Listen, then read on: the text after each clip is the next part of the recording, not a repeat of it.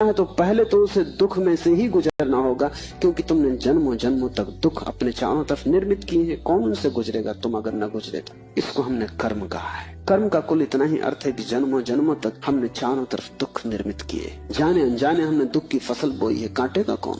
तो जब भी तुम होश में आते हो तुम्हें फसल दिखाई पड़ती बड़ी लंबी, इस खेत से तुम्हें गुजरना पड़ेगा। डर के मारे तुम वहीं बैठ जाते हो, फिर आंख बंद करके शराब पी लेते हो कि ये तो बहुत झंझट का काम है। लेकिन जितनी तुम शराब पीते हो उतनी ये फसल बढ़ती जाती। हर जन्म तुम्हारे कर्म की श्रृंखला में कुछ और जोड़ जाता है, घटाता नहीं।